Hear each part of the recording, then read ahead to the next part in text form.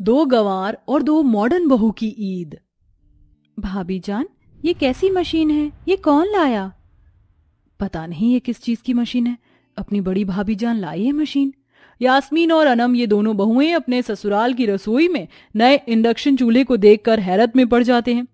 यास्मीन अनम दोनों अनपढ़ थे, इसी के चलते उन्हें इंडक्शन चूल्हे के बारे में कोई मालूमात नहीं थी। उतने में रसोई में यास्मीन अनम की सास शाहिदा आती है।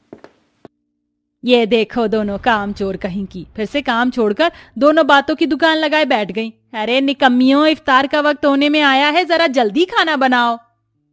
जी अम्मी, खाना बन ही रहा है, वो गैस पता नहीं क्यों बार बार बंद होता जा रहा है। अरे गंवारो, तुम गंवार के गंवार ही रहोगे। आफरीन ने इतना कीमती इंडक्शन लाया है तो इस इंडक्शन चूल्हे पर बनाओ ना खाना। क्या ये खाना बनाने की मशीन है? या अल्लाह, क्या करूं मैं अपनी गंवार बहुओं का। अनम, इसे इंडक्शन चूल्हा कहते हैं, इस पर बिजली से बड़ी तेजी से खाना बन जाता है। अनम, तू इस इंडक्शन पर रोटियां बना जल्दी। शाहिदा बाहर चली जाती है। तभी अनम इंडक्शन चूल्हे को ऑन करती है। अब मसला ये था कि अनम को इंडक्शन चूल्हे की कुछ भी मालूमात नहीं थी। थोड़ी देर बाद अनम इंडक्शन चूल्हे पर बिना तवा रखे इंडक्शन के बेस पर ही रोटियां डालने लगती है। तभी अचानक आटे के जलने से इंडक्शन में आग लग जाती है और इंडक्शन जलकर ब्लास्ट हो जाता है। ब्लास्ट की आवाज सुनकर बाहर से अनम के सास ससुर, शाहिदा, सलीम और उसकी दो बड़ी मॉडर्न जेठानियां आफरीन और सना आते हैं। ओह शिट, इन गवारों ने ये क्या कर दिया? अनम, ये क्या किया तूने? इतनी कीमती इंडक्शन तूने ब्लास्ट कर दिया? अरे गंवार कहीं की, पता भी है ये इंडक्शन पूरे 12,000 रुपए का था। क्या करूं मैं इन अनपढ़ गंवारों का, ये दोनों तो हमें बर्बाद करने पर तुली हैं। हमेशा की तरह शाहिदा अपनी छोटी दोनों अनपढ़ बहुओं को बहुत बातें सुनाती है। यास्मीन अनम हमेशा ऐसी ही बेवकूफ़ी करते थे।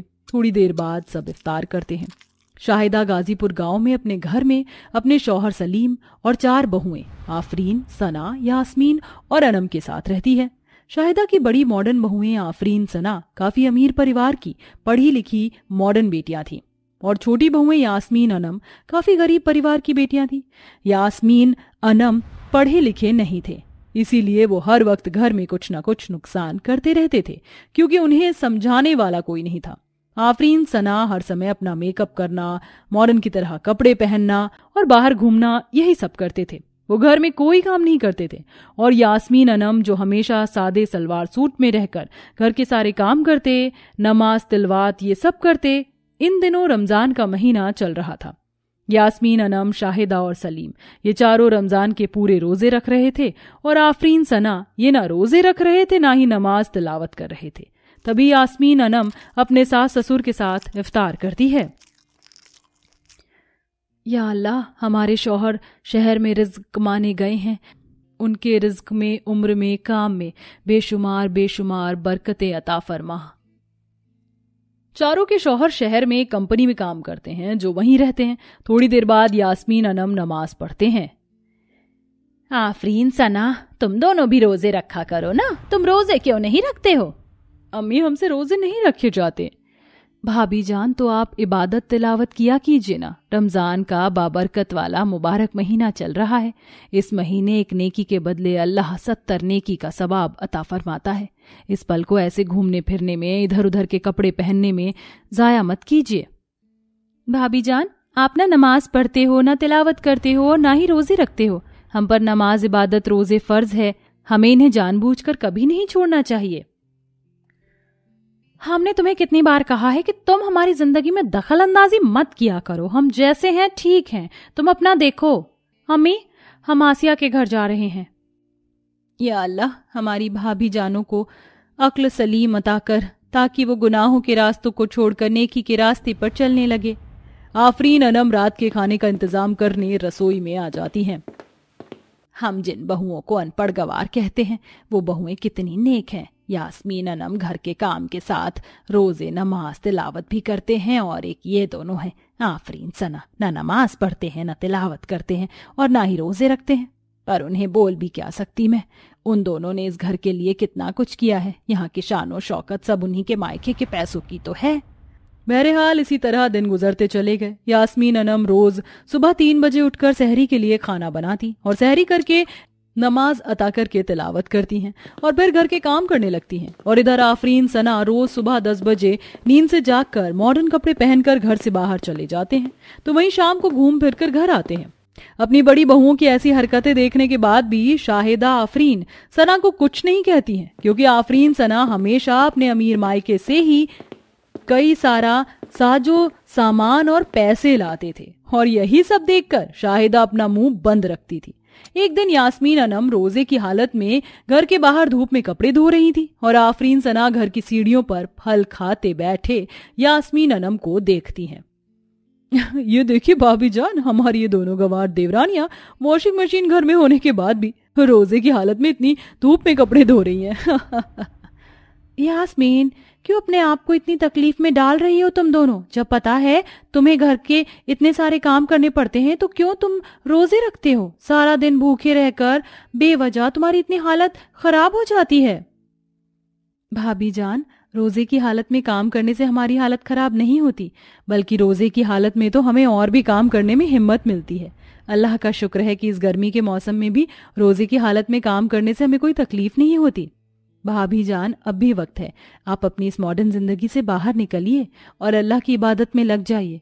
इस दुनिया से इंसान नमाज, इबादत और नेकी के सिवाय कुछ साथ नहीं लेके जा सकता। ये दुनियावी शानो शौकत, ये सब इसी दुनिया में धरा का धरा रह जाएगा। जी भाभी जान, आप दोनों अपने आप को इतना गुनहगार मत बनाइए। पता नहीं कब मौत का फरिश्ता आ जाए और हमारे जिस्म से रूह कब्ज कर ले। भाभी जान, अपने आप को बदलिए। हम दोनों अपनी खूबसूरती के लिए हजारों रुपए मेकअप में, खाने पीने में खर्च कर रही हैं कि हमारी खूबसूरती बनी रहे, और तुम हमें रोजे रखने की बात कह रही हो ताकि भूखे रहने से हमारी खूबसूरती खराब हो जाए। भाभी जान, आप एक बार नेकी के रास्ते पर कदम रखकर तो देखिए।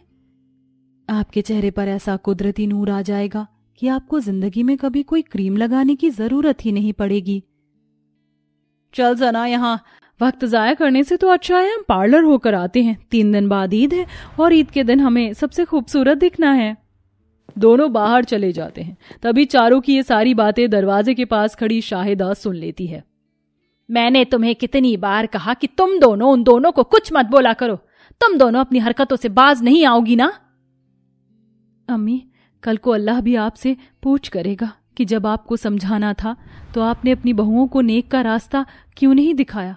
अम्मी, हमारा काम है कि हम इंसान को नेकी के रास्ते पर चलने की ताकीद करें, वरना कल पूछ हमसे भी होगी कि हमें हर बात की समझ थी तो हमने अपने अजीज को गुनाहों के रास्ते पर जाने से रोका क्यों नहीं। अम्मी, आप भाभी जान की हरकतों को बढ़ावा देकर खुद गुनहगार बन रही हो। उन्हें नेकी के रास्ते पर चलने की ताकीद कीजिए अम्मी, ताकि उनकी दुनिया भी संवर जाए और आखिरत भी। दोनों कपड़े लेकर घर की छत पर चले जाते हैं। बात तो सही है दोनों की, पर मैं आफरीन सना को कैसे समझाऊं। बहरहाल इसी तरह दिन गुजर जाते हैं। ईद का दिन था। यास्मीन और अनम उम्दा लिबास पहने अपने रिश्तेदार, आस पड़ोस वाले सबसे ईद मिल रही थी और सबको ईद की मुबारकबाद पेश कर रही थी। शाहिदा के घर आस पड़ोस वाले रिश्तेदार सभी लोग आए हुए थे और आफरीन सना अपने कमरे में मॉडर्न कपड़े पहने हुए थे।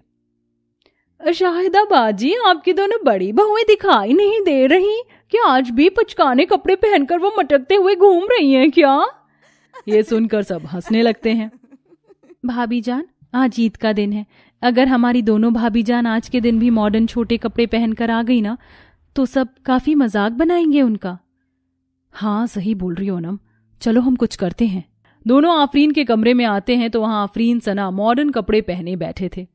भाभी जान, आज बहुत ही मुबारक ईद का दिन है। हमने आज से पहले आपसे कभी कुछ नहीं मांगा, बस आज ईद के दिन आपसे एक चीज मांगना चाहते हैं। अल्लाह के लिए मना मत करिएगा भाभी जान।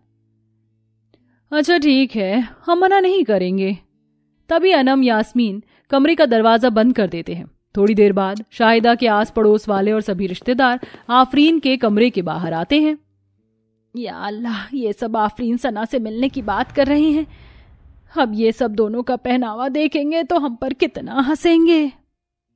शाहिदा बाजी, अपनी बहुओं को तो बुलाइए। तभी कमरे का दरवाजा खुलता है तो सामने का नजारा देखकर शाहिदा और उस सब की आंखें फटी की फटी रह जाती हैं। सामने आफरीन सना दोनों सलवार कमीज में, सर पर हिजाब पहने उम्दा लिबास पहने बड़े अदबो एहतराम के साथ खड़े थे। अस्सलाम वालेकुम, आप सभी को ईद की तहे दिल से बहुत बहुत मुबारकबाद। अरे ये कैसे? माशाल्लाह माशाल्लाह शाहिदा बाजी, आपकी दोनों बड़ी बहुएं तो माशाल्लाह कितनी प्यारी लग रही हैं। अल्लाह किसी की नजर ना लगे आफरीन सना को। माशाल्लाह बड़ी प्यारी लग रही हो दोनों, बिल्कुल परियों की तरह लग रही हो।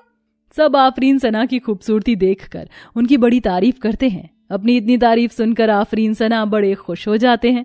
तभी सब एक दूसरे से ईद मिलकर अपने अपने घर पर चले जाते हैं। यास्मीन, अनम, हम तुम दोनों के काफी शुक्रगुजार हैं। आज जिंदगी में पहली बार तुम्हारी वजह से सबने हमें इतनी इज्जत दी, हमारी इतनी तारीफ की। हाँ यास्मीन सना, आज सिर्फ इस उम्दा लिबास पहनने से हमारी इतनी इज्जत हुई, तो जब हम नेकी के रास्ते पर चलने लगेंगे तो हमारी कितनी इज्जत होगी। यही तो अल्लाह का करिश्मा है भाभी जान। देखें, इसीलिए हम हमेशा आपको कहते थे कि आप जिस दुनिया की तरह जिंदगी गुजार रहे हो उसका कोई फायदा नहीं। सही कहा यास्मीन, आज के बाद हम कभी मॉडर्न कपड़े नहीं पहनेंगे और ना ही मॉडर्न की तरह जिंदगी गुजारेंगे।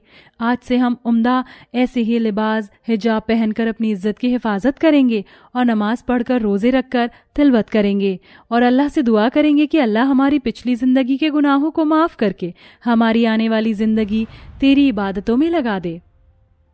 तो आखिरकार सना आफरीन को अपनी गलती का एहसास हो गया। उसके बाद दोनों ने अपनी मॉडर्न जिंदगी छोड़ दी और अल्लाह की इबादत करने लगे।